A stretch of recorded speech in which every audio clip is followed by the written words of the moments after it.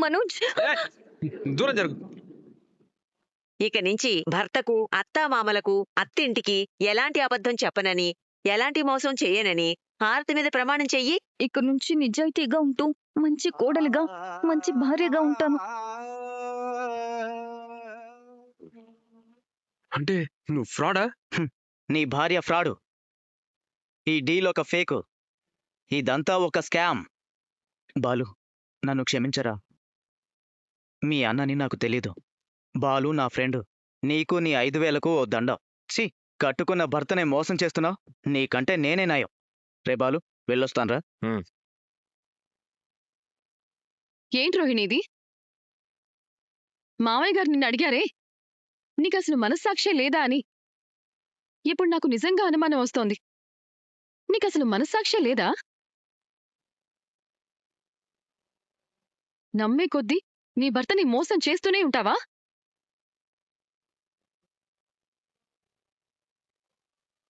ఒక దొంగని తీసుకొచ్చి డబ్బులిచ్చి లక్షల లాభం వస్తుందని నీ భర్తని నమ్మించి చివరికి నువ్వు సాధించేదేంటి? అతను నిజం కస్టమర్ కాదు. ఆ చెక్కు చెల్లదు, ఆ డబ్బు రాదు. మరి ఎవరిని మోసం చేద్దామనుకున్నావు? ఏంటి పార్లరమ్మా ఇది? పెళ్లి కోసం అబద్ధం చెప్పావు సరే, కాపురం నిలబెట్టుకోవడం కోసం వీడిని మా అమ్మని మోసం చేశావు అది సరే, మళ్ళీ ఇదేంటి? వీడి జీవితంతోనూ వీడి అమాయకత్వంతోనూ ఎందుకు ఇలా ఆడుకుంటున్నావు? ఏం ఆశించి ఇదంతా చేస్తున్నావు? మనోజ్కి దగ్గర కావాలనుకున్నాను.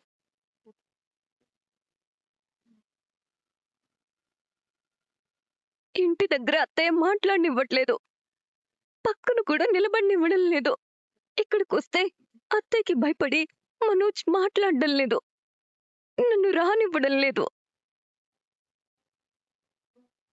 అందుకే నా వల్ల బిజినెస్ వస్తుందని, ఆర్డర్లు వస్తున్నాయని మనోజ్తో పాటు అత్తయ్య కూడా నమ్మితేనే నన్ను రానిస్తారన్న ఆశతో ఈ నాటకం ఆడాను.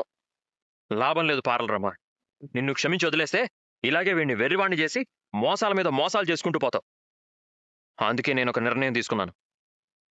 ముందు ఈ విషయం అమ్మకు చెప్తాను, ఆ తర్వాత ఇద్దరం కలిసి పోలీసులకి చెప్తాం. ఆ తర్వాత పోలీసులతో కలిసి నల్లటి ముసుగేసి ప్రెస్ ముందు నిలబెడతాం. ఆ తర్వాత కోర్టులో సాక్ష్యం చెప్తాం. ఆ తర్వాత ఆపండి. ముందు మీరు ఇక్కడి నుండి రండి. పదండి. మనోజ్,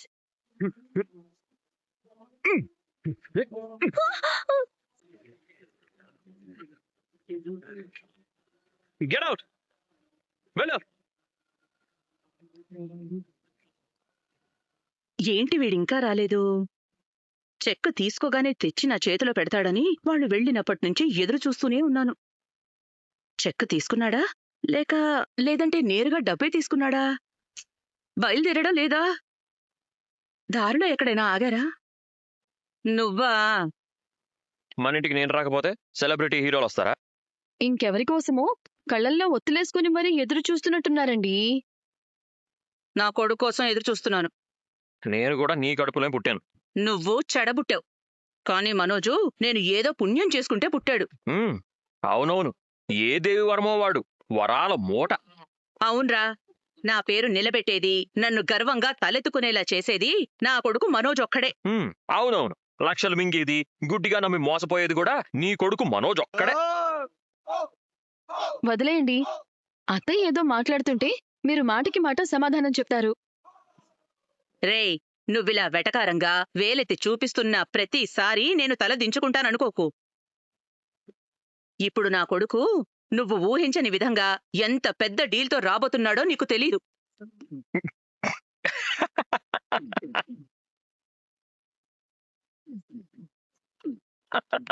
పెద్ద డీలు, పెద్ద డీలు. ఎంత పెద్ద డీలు? నీ తలకాయ ఎంత పెద్ద డీలా? పోరా అక్కు పక్షి, ఇంకాసేపట్లో నన్ను చూసి కుళ్ళుకుని చస్తావు. ఇక్కడే ఉండు.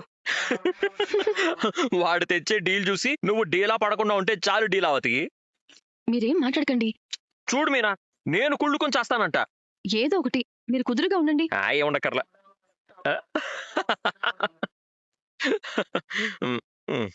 ఏంట్రా బాలు, పడి నవ్వుతున్నావు? ఏమైంది? మనోజ్కి వ్యాపారంలో వచ్చే లాభాలు చూసి పిచ్చెక్కినట్టుంది. ఇంకాసేపట్లో తెలుస్తుంది ఎవరికి పిచ్చెక్కుతుందో అనేది. ఉమ్, ఉమ్. అన్నయ్య ఏమైందో అర్థమయ్యేలా చెప్పు. Something is wrong. ఏమైంది బాలు? అది ఏంటంటే ఏం లేదు శృతి. ఇప్పుడే ఎవరో ఏదో జోక్ చెప్పారంట, గుర్తు చేసుకుని నవ్వుకుంటున్నారు. ఆ జోకేదో మాకూడా చెప్తే మేం కూడా నవ్వుతాం కదా. కాసేపు ఆయన ఏమీ మాట్లాడుకుంటుంటేనే మంచిదేమో మావయ్య. ఓ అదిగో మనోజ్ వచ్చేసాడు. రారా, నీకోసం ఎదురు చూస్తున్నాను రా. ఇచ్చేయ్ ఇచ్చేయ్ ఇచ్చేయ్ ఇచ్చేయ్, చెక్కిలా ఇచ్చేయ్. రే ఇచ్చేరా ఇచ్చేయ్. చెక్ ఏంటమ్మా? రోహిణి వల్ల డీల్ వచ్చింది అన్నారు కదా, వాళ్ళు చెక్ ఇవ్వలేదా? నిజం తెలిస్తే నువ్వు పార్లర్ అమ్మ మొహం చెక్కేస్తావు. ఇవ్వలేదమ్మా. ఓ, డబ్బులే ఇచ్చారా? నిజం చెప్తాడేమో. అత్తయ్య నన్ను చంపేస్తారు కన్ఫర్మ్. అసలు డీలే ఓకే కాలేదమ్మా. అమ్మా నువ్వు డీలా పడిపోకమ్మా. ఎందుకురా, ఎందుకు ఓకే అవ్వలేదు? మంచి డీల్ అన్నారు కదా. నేనే క్యాన్సిల్ చేశాను. ఇలా ప్లేట్ ఫిరాయించాడేంటి? ఎందుకు క్యాన్సిల్ చేసావురా? డబ్బులు ఎక్కువయ్యాయా? నీకంత ఎక్కువైతే నేను దాచేదాన్ని కదా. వాడు కూడా దాస్తున్నాడు. డబ్బులా? నిజం. ఆ, అది మంచి డీలే, కానీ మనకి మిగిలేదేమీ కనిపించలేదమ్మా. బాగా ఆలోచిస్తే లాభం కంటే లాసే ఎక్కువ వచ్చేలా ఉంది. అందుకే వద్దని వెనక్కి పంపించేశాను. రోహిణి అభిప్రాయం కూడా తీసుకుని క్యాన్సిల్ చేసావా డీలు? ఈ దరిద్రపు డీల్ తీసుకొచ్చిన దాని అభిప్రాయం ఎవడికి కావాలి? ఈ మహాతల్లి వల్లే డీల్ వచ్చింది అన్నప్పుడే అనుమానం వచ్చింది. ఆ విషయం అప్పుడెందుకు చెప్పలేదు? ఇప్పుడు డీల్ క్యాన్సిల్ అయినప్పుడు చెప్తున్నారు. అంటే ఏమో, ఈ దరిద్రపు కొట్టు దానివల్ల ఆవగించ అదృష్టమైనా కలిసొస్తుందేమో, వచ్చిన అవకాశాన్ని ఎందుకు వదులుకోవాలి అని ఇద్దరిని పంపించాను. ఏ ఘడియల్లో అక్కడ అడుగు పెట్టిందో గాని వెతుక్కుంటూ వచ్చిన డీల్ కూడా క్యాన్సిల్ అయిపోయింది. ఇది నా కొడుక్కి పెళ్ళం కాదు, ఒక్కలో బల్లెం. ప్రభా, ఇంత ఇన్స్టెంట్ గా ఒపీనియన్స్ ఎలా మార్చేస్తారా ఆంటీ? నేనేం మార్చేశాను? రోహిణి వల్ల డీల్ వచ్చిందన్నప్పుడు దగ్గరుండి మరీ సాగనంపారు. డీల్ క్యాన్సిల్ అయిందని తెలిసాక దరిద్రపు కొట్టుది డాష్ డాష్ అంటూ ఏదేదో మాట్లాడుతున్నారు. శృతి వదిలేసి. ఎందుకు వదిలేయాలి రవి? ఊసరి వెళ్లి కంటే వేగంగా రంగులు మారుస్తున్నారు ఆంటీ. ఈ నెలలో నాన్న నేను వీడు ఎవరూ చెప్పలేని చక్కని పోలికేది. చిన్నపిల్లవైనా శబాష్ అనిపించేలా చెప్పావు డబ్బుడమ్మా. Thank you. అన్నయ్య ఏంటి నువ్వు కూడా? పర్లేదు లేరా, నిజాలేగా మాట్లాడుతున్నారు. ఏమండి? తను అంతేలే, వెళ్ళి మీ పనులు చూసుకోండి. ఏంటి ఈ షాక్ మనకి? మీరేమీ మాట్లాడకండి అని నీతో చెప్పింది ఇందుకే. ఆ వీడు పార్లర్ అమ్మ గురించి ఏమీ చెప్పకపోవడం చాలా ఆశ్చర్యంగా ఉంది. నాకు తెలిసి అమ్మ కూర్చి కాస్త భారీ కూర్చి అయ్యాడే ఏంటి? రోహిణికి దగ్గరవ్వాలని మీ అన్నయ్య మనసులో ఉన్న అత్తయ్యకి భయపడుతున్నారు. ఏం జరిగిందన్నయ్య? మేము ఊహించినది జరిగిందిరా నలభేమా. అదే ఏంటి అని. ఇక్కడ కాదు, గదిలోకి పద చెప్తాను. తాతకాయం పూర్తిగా మానకుండానే మళ్ళీ గాయం చేసింది రోహిణి. బాలుగాడు వాడి భార్య ముందు ఇద్దరం వెదవలం అయ్యాం. Thank you Manoj. ఎందుకు? మళ్ళీ నన్ను ఫూల్ని చేసినందుక? నిన్నేమి అనకుండా ఉన్నందుక? మనోజ్, తప్పుగా అర్థం చేసుకోకు. ఇంకాపే రోహిణి. తప్పులు మీద తప్పులు చేస్తూ తప్పుగా అర్థం చేసుకోగాని ఎలా అడుగుతున్నావు? సిగ్గు అనిపించడం లేదా? ఏదో ఘనకార్యం చేసినట్టు వచ్చి థ్యాంక్ యూ మనోజ్ అంటున్నావు. అసలు నీకేం కావాలి రోహిణి? ఎందుకు నన్ను మళ్ళీ మళ్ళీ మోసం చేయాలని చూస్తున్నావు? నిన్ను మోసం చేయడం నా ఉద్దేశం కాదు మనోజ్. ఉద్దేశం లేకపోతే ఈ పంతులు, ప్రసాదం, విభూది ఇలాంటి ఆలోచనలు ఎందుకు వస్తాయి? అంటే ఆ ఇన్సూరెన్స్ కూడా ప్లాన్ ప్రకారం చేసిందేగా? అయ్యో లేదు మనోజ్. అయ్యో మనోజ్ అంటూ నటించకు రోహిణి. ప్లీజ్ మనోజ్, ఇంత వెటకారంగా మాట్లాడుకో. నీ కై ఆపరేషన్ చేయించినప్పుడు డబ్బుల కోసం ఎంత ఇబ్బంది పడ్డామో తెలుసు కదా, అందుకే చేయించాను. ఆ ఒక్కటే కాదు, నేనేం చేసినా నువ్వు బాగుండాలి, నీకు దగ్గరవ్వాలి, నీతో ప్రేమగా ఉండాలి. ఇదొక్కటే నేను కోరుకుంటున్నాను. మనిషికి దగ్గర అవడానికి మంచి మార్గాలు చాలా ఉంటాయి. ఇలాంటి షార్ట్ కట్స్ ఎప్పటికైనా ప్రమాదమే. అది గుర్తుపెట్టుకో.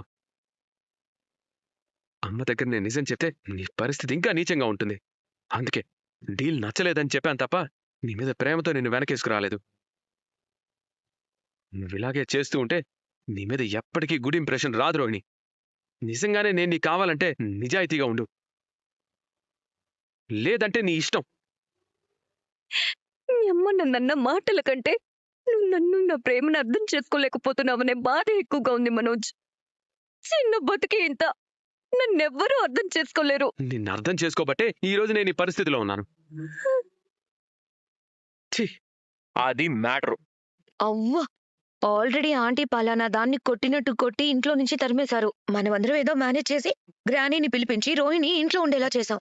ఇంతలోనే మళ్ళీ మొదలు పెట్టేసిందేంటి? ఎలకతోలు తీసుకొచ్చి ఏడాది ఉతికినా నలుపు నలుపే గాని తెలుపు కాదు అనే సామెతకి అక్షర రూపం మన పార్లరమ్మ. ఎందుకు వదిన తప్పుల మీద తప్పులు చేస్తూనే ఉంది? అది తన రక్తంలోనే ఉంది కాబట్టి, ఆ రక్తం ఈ ఇంట్లో ఉన్నంత కాలం లక్షణాలు పోవు కాబట్టి. అసలు రోహిణి ఏం చేస్తుందో తనకే అర్థం కావట్లేదు. అత్తయ్య గురించి తెలిసి కూడా మళ్ళీ మళ్ళీ అదే దారిలో నడుస్తోంది. అదే నాకు బాధగా ఉంది. నువ్వు బాధపడిపోయేంత బాధితురాలేం కాదులే ఆవిడ. తిమ్మిని బమ్మిని చేసి ఏదో ఒక రకంగా మనోజ్ గాడికి దగ్గర అవ్వాలని చూస్తుంది. అది బెడిసి కొడితే అమ్మేలా కొడుతుందో అది కూడా ఆలోచించుకోవాలి కదా. ఈసారి ఆంటీ కొట్టడాలుండవు, రోహిణికి పిండం పెట్టడాలే ఉంటాయి. సీరియస్లీ, రోహిణి నాకైతే ఒక మిస్టీరియస్ పీస్ లాగే కనిపిస్తుంది. ఆ కాలంలో రాజులు గుప్త నిధులు దాచినట్టు పార్లరమ్మ ఇంకెన్ని నిజాలు దాచిందో. రోహిణి దాచడం రొటీనే అనుకోండి. మీ అన్నయ్య ఆంటీ దగ్గర రోహిణి కోసం నిజం దాచాడు కదా, అదే నాకు చాలా కొత్తగా అనిపిస్తుంది. అవును, మొదటిసారి మీ అన్నయ్య అత్తయ్య దగ్గర నిజం దాచారు. ఎందుకని? ఉద్యోగం చేస్తున్నానని రోజు పార్కులో పడుకునేవాడు కదా. రోహిణి గురించండి. అలా చెప్పు. మొన్న పార్లరమ్మ గురించి అంతా ముందే తెలుసు అన్నాడు. ఇప్పుడు డీల్ గురించి పార్లరమ్మ తప్పేం లేదు అన్నట్టు చెప్పాడు. చెప్పా కదండి, మీ అన్నయ్యకి రోహిణి మీద ప్రేముంది. అది అలాగే ఉంచుకొని 4 గోడల మధ్య మాట్లాడుకుంటే ఇంట్లో ఏ గొడవలు రాకుండా ఉంటాయి. అలా జరగాలంటే రోహిణి వీళ్ళ అన్నయ్యతో ఓపెన్ గా తన విషయాలని చెప్పాలి. ఆల్రెడీ బయటపడిపోయాయి కదా. ఇంకా ఏదో దాస్తుంది కదా, అలాంటిది ఏమున్నా చెప్పుకుంటే మంచిదేనంటున్నాను. గుడ్ ఆర్ బ్యాడ్, రేపు కలిసి ఉండాల్సింది వాళ్లే. వాళ్ళలో వాళ్ళ క్లారిటీ ఉండాలి కదా. సీక్రెట్స్ మెయింటైన్ చేసే రిలేషన్స్ ఎప్పటికీ సక్సెస్ఫుల్ జర్నీ చేయలేవు. ఈ రోజు జరిగిన దానివల్లైనా రోహిణి మీ అన్నయ్యతో నిజాయితీగా ఉంటుందని మాకు డీల్ విషయం తెలిసినా అత్తయ్యకి చెప్పకుండా ఈయన ఆపాను. కాబట్టే వాడు పార్లరమ్మని గండం నుంచి గట్టెక్కించాడు. అసలు రోహిణికి ఇప్పుడు ఈ పరిస్థితి రావడానికి మనం కూడా కారణమేమో అనిపిస్తుందండి. హలో పోలగంప, నువ్వు మరీ ఎక్కువ ఫీల్ అయిపోతున్నావు. మనమేం తప్పు చేయలేదు. మరిన్ని తప్పులు జరగకుండా ముందస్తు చర్యలు తీసుకుంటున్నాం అంతే. కానీ రోహిణికి అలా అనిపించడం లేదు. మనమే చాడలు చెప్పి వాళ్ళ కాపురంలో చిచ్చు పెట్టామనుకుంటోంది. చిచ్చుబుడ్డి పెట్టామనుకోవట్లేదా? ఇది మరీ బాగుంది. Don't feel embarrassment. మీరెప్పుడు ఏ తప్పు చేయరు. రోహిణి మిస్అండర్స్టాండ్ చేసుకోవడం తన ప్రాబ్లం. ఇప్పుడు నీకేం కావాలి? పార్లరమ్మ పరమసుంటగాడికి దగ్గర అవ్వాలి, అంతే కదా. చేసేద్దాం. అది పెద్ద మ్యాటర్ కాదు వదినా. ఆంటీ ఇన్వాల్వ్ అవ్వకుండా వాళ్ళిద్దరిని ఫ్రీగా వదిలేస్తే 2 రోజుల్లో ఇద్దరు చట్టపట్టాలేసుకొని తిరుగుతారు. అలా జరగాలంటే ఏం చెయ్యాలి? ఏ ఆగో, నీకు పార్లర్ లేదా? ఇంట్లోనే చచ్చావేంటి? పార్లర్కి మధ్యాహ్నం నుంచి వెళ్తానత్తయ్యా. ఏ ఇప్పుడు సున్నం కొట్టించుకోవడానికి ఏ మొహం రావడం లేదా? పొద్దున్నే పనేమీ లేదు. అందుకని ఇంట్లో ఉండేవాణ్ణి దువ్వే పని పెట్టుకున్నావా? ఇటివో, వాడికి నేనిస్తాను. నేను సూపర్ మార్కెట్కి వెళ్తున్నాను. తిరిగి వచ్చేదాకా నువ్వు వాడి గదిలో అడుగు పెట్టడానికి వీల్లేదు.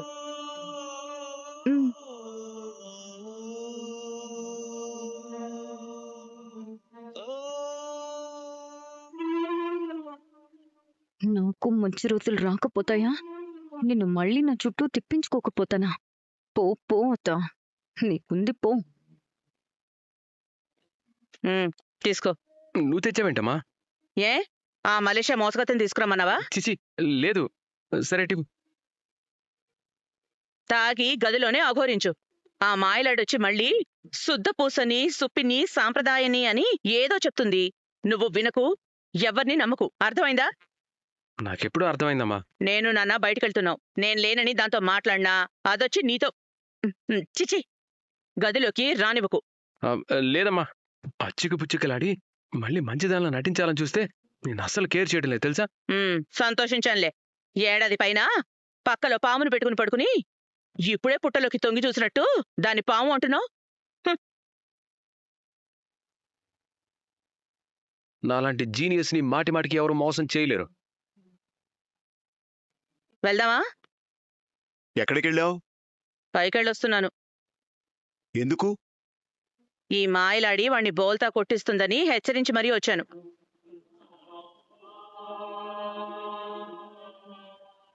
మా అమ్మ అంత పంచాయతీ చేసి వెళ్ళినా సరే నువ్వు మారవా? మీ అమ్మ చెప్పారు గనకనే అది ఇంకా మన ఇంట్లో ఉంది.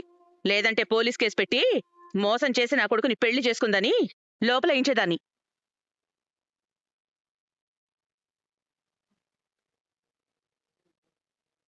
మీ ఆయన నిన్ను కాఫీ తీసుకురమ్మంటున్నారు. ఇప్పుడే అత్తయ్య ఇచ్చారు కదా. అత్తయ్య ఎలాగో లేరు కదా, అందుకే ధైర్యంగా పిలుచుంటారు. వెళ్ళు.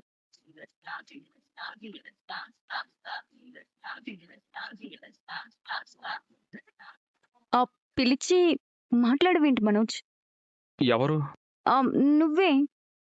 మా అమ్మ బయటికి వెళ్ళగానే లోపలికి రావడానికి ఏదో నాటకం ఆడితే నాలాంటి జీనియస్లు గిట్టే తెలిసిపోతుంది. Get out.